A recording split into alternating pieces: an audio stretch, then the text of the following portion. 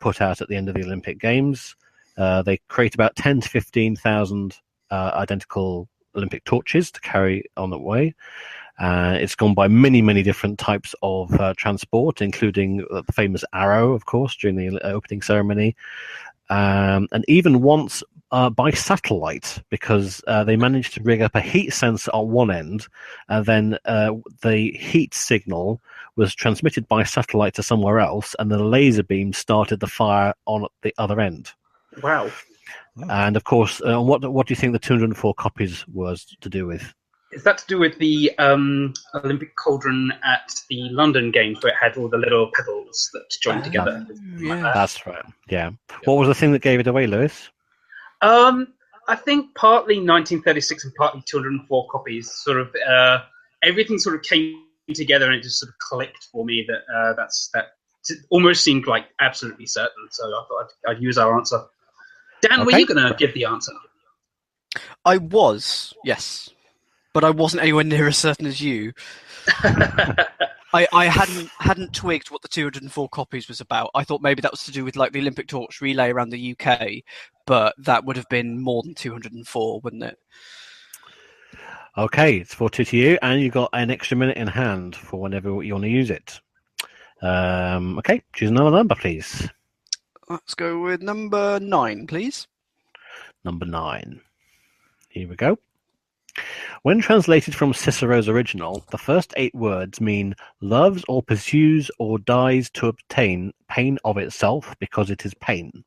Due to technical advancements from the 1980s, it is now used thousands of times a day around the world. But if you do say it in public, it's usually an accident. What is it? Wow, okay.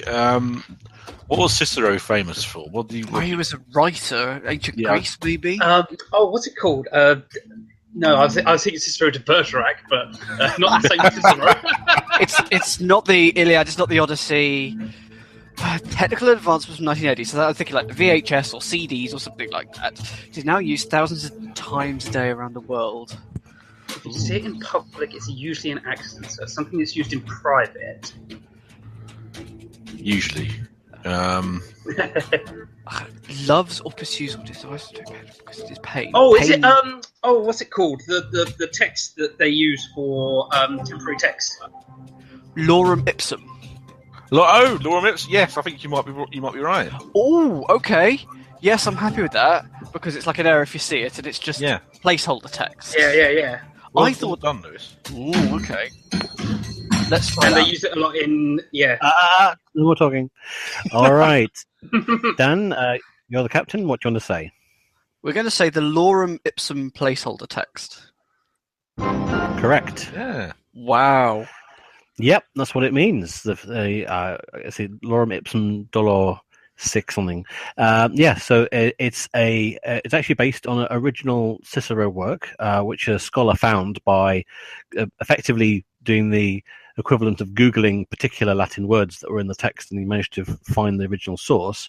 But it had been altered so that it sort of means nonsense, which is why that text at the top sort of doesn't look quite right. It's been edited so that it obviously can't be valid Latin text, and it sort of was vaguely standardized from the 1960s. And of course, with the advent of desktop publishing and Macs and things like that, it's used many times now in desktop publishing, and but occasionally people leave it in by accident. Apparently, it was widely popularized in an advert for Letraset, which is sort of how it became famous amongst designers. So there you go. Oh dear, I'm struggling to catch you out here. So it's 5-2, and you've still got a minute in hand as well. All right, pick another number, if you dare. Me, number 1. Number 1. I think this is one of the easiest ones as well. Dear. The Greek physician Hippocrates, amongst others, noted that some of his patients had swollen veins that resembled the many legs of a crab. What condition did they have? Well, I'm thinking something like cellulitis or something, but is it that? So that's to do with the skin, fat. not the vein. We're not necessarily dealing with human patients here. I think despite Hippocrates would have treated humans, not animals. Well, there is the Hippocratic Oath, but the Greeks probably tried everything. Yeah, many legs for crab. What words are for crab? Going on a limb here, is it cancer because crabs cancer stuff? That's possible. Not confident about it, but that's possible. I was about to say, but surely swollen veins. That's not cancer, is it? Well, I don't know. Sometimes with cancer might give you some swelling thing. I don't know. It's certainly an obvious connection, but I think you can do a better answer. Deep vein thrombosis. Right, so Lewis just bombs that one in at the end there, so that gives you a nice choice. All right, Dan, what are you going to go with? We're not confident. We're going to go with cancer. Correct. Oh, wow. Really? Yep. It would be on the tumour, and the tumour swells, and the extra veins grow on the surface of the tumour, and it looked like a crab, and that's where the connection between crab and cancer came from. In fact, I think carcinogenic comes originally from the Greek root for the word of a crab. It's the same word. Oh. So there you go. Oh no, 6-2. So that means you're 1 point away from winning. How tedious.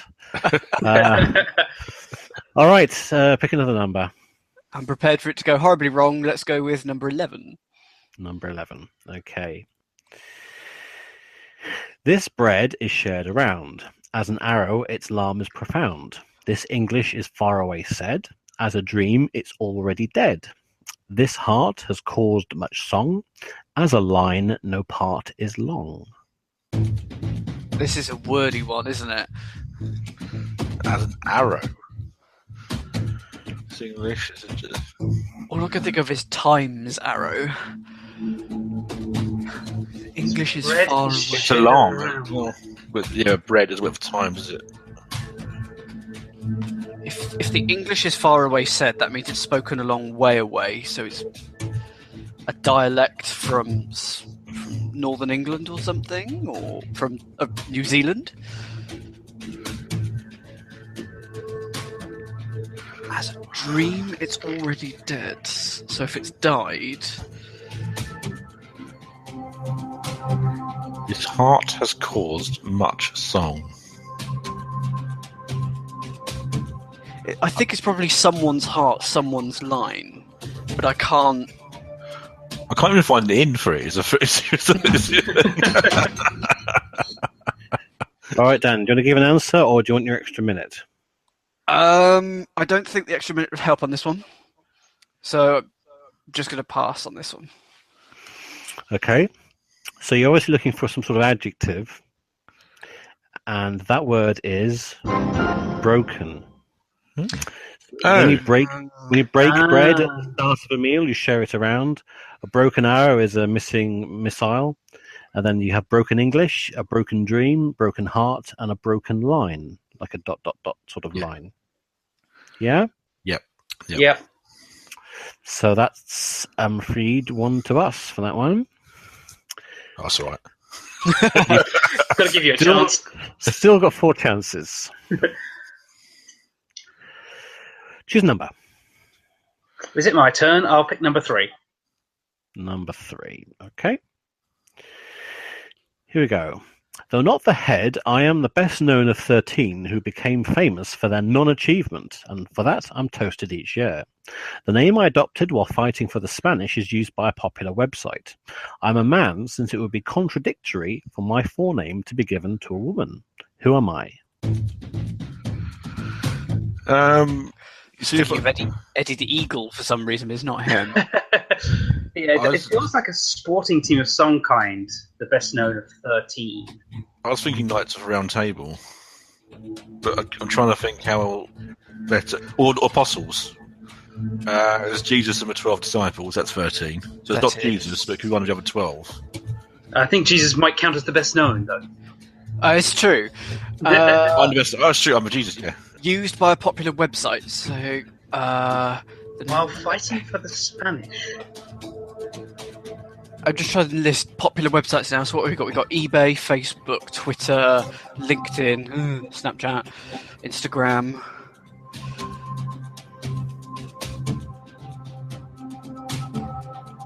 It's a man.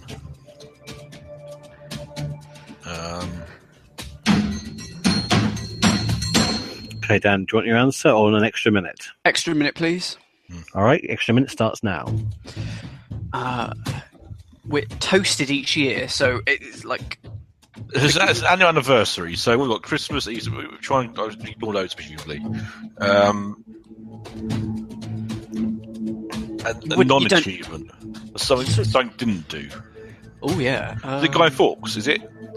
Oh, is it? Ooh. Oh, is it? Yeah, is it Guy Fawkes?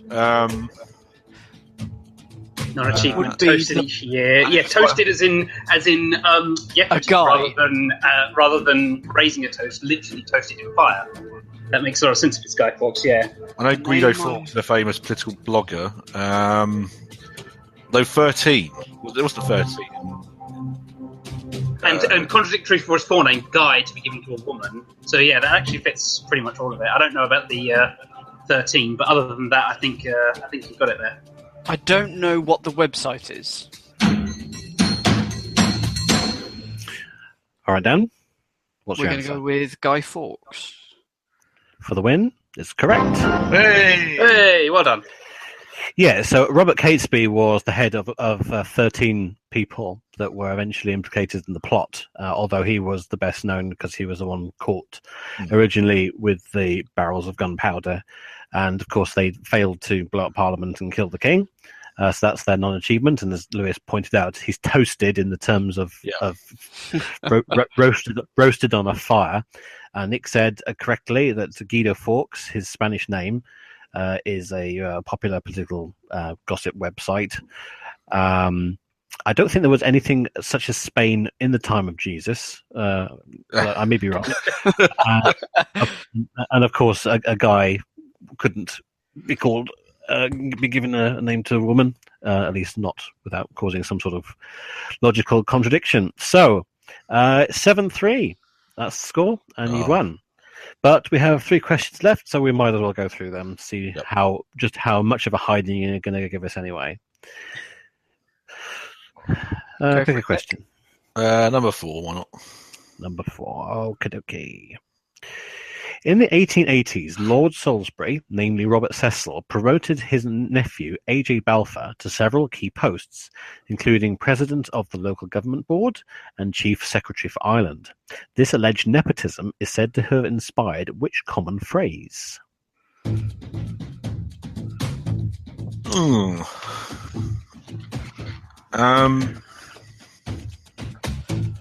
Key posts.